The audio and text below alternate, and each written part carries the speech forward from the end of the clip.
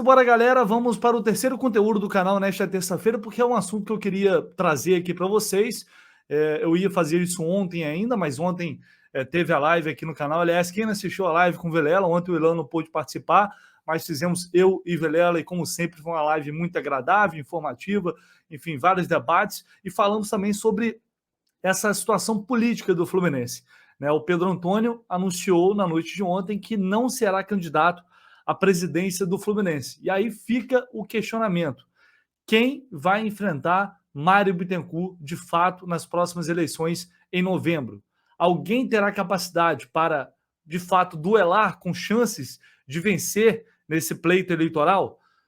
Porque isso é uma coisa que vem me preocupando de uma forma geral, a questão, esse processo democrático do Fluminense, a ausência de uma liderança. Isso é algo que, para mim, incomoda bastante. E eu quero trazer esse tema aqui para vocês e, como sempre, trazendo informações também, não só uma opinião, mas informação do que a gente pode ter daqui em diante, porque a gente está se aproximando cada vez mais desse pleito eleitoral e tem uma série de questões burocráticas que precisam ser cumpridas para que uma chapa possa ser lançada. Não é algo fácil e por isso é algo realmente preocupante aí para essa eleição que se avizinha. Deixa o like aqui neste vídeo, como sempre, pedindo vocês, se inscrevam no canal, aquela coisa toda, comente, curte, compartilhe aí com todo mundo nas redes sociais, WhatsApp, Telegram, enfim, com todos os tricolores. Como vocês sabem, a ajuda de vocês é fundamental para o crescimento aqui do canal do Leste, tá bom?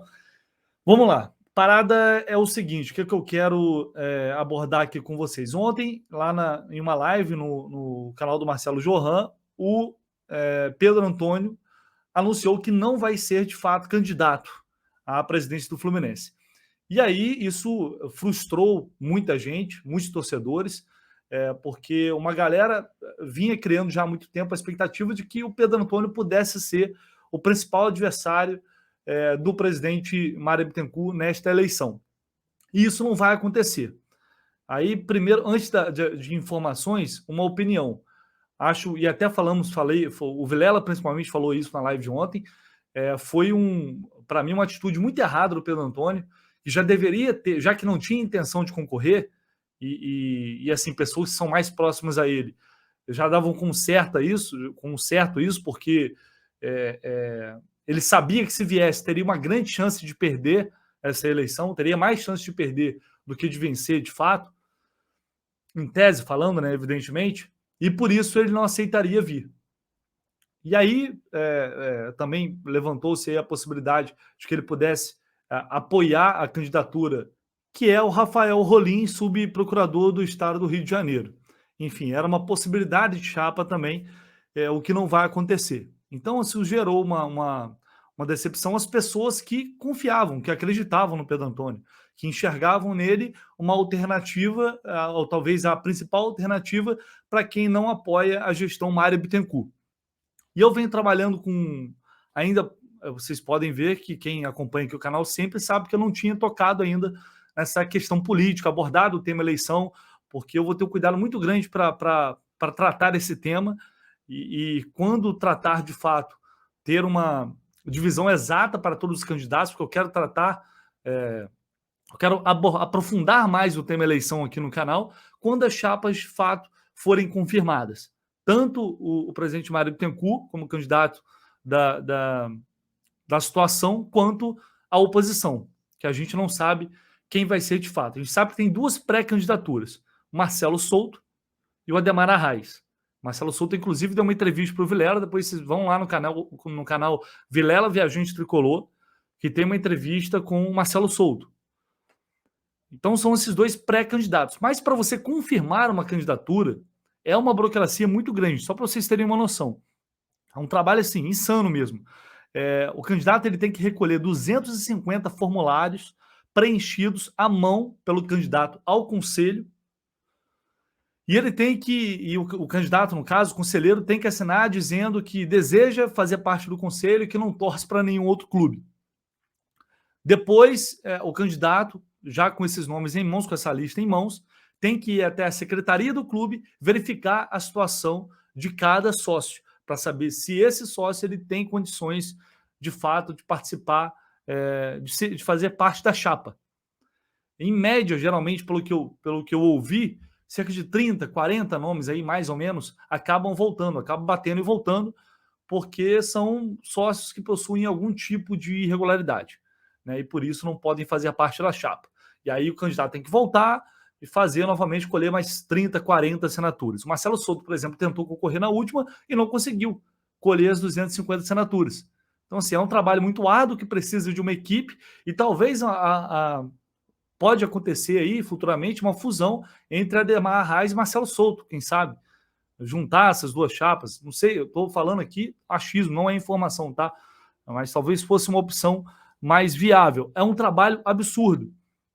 E o tempo está se esgotando, eles precisam correr atrás. Não adianta dar entrevista agora, não adianta lançar pré-candidatura se não colher essas assinaturas. E por isso me preocupa muito a ausência de uma liderança, de um líder da oposição. Eu acho que isso contribui para o processo democrático do clube, contribui para a construção ou para o confronto de ideias, né, para a formação de opinião da torcida, enfim, das pessoas que estão ali envolvidas diariamente na política. A chance do Mário perder essa eleição dentro do Fluminense é zero. E aí entra a questão do voto online, que é uma promessa de campanha não cumprida pelo presidente e que, pelo jeito, não será cumprida. O tempo está se esgotando cada vez mais. Até agora a gente não tem nenhuma atualização sobre esse caso.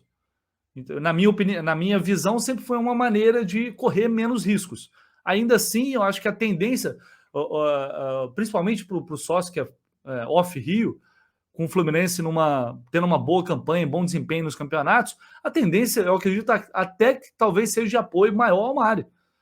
Mas, enfim, é provável que internamente entende-se que dessa maneira é mais seguro.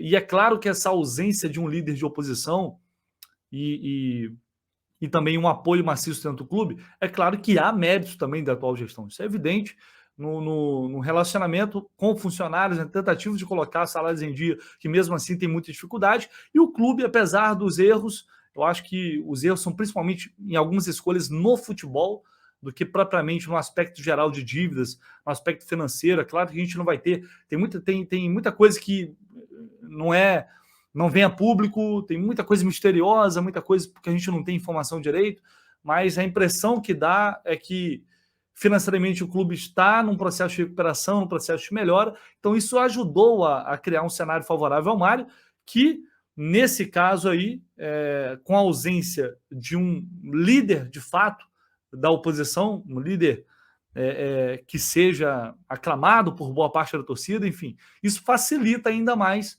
a caminhada do Mário Bittencourt até a reeleição como presidente do Fluminense.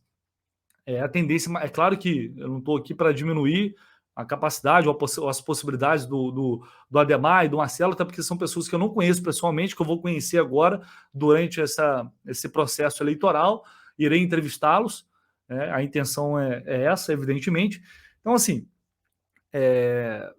eu só queria trazer esse tema aqui, lamentando a decisão do Pedro Antônio, por essa questão democrática, por não ter um candidato de fato mais robusto para disputar com o Mário essas eleições, para a gente tenha um confronto de ideias entre situação e oposição, e esperar para ver se vai surgir alguma surpresa nessa reta final aí de prazo para inscrever essas chapas.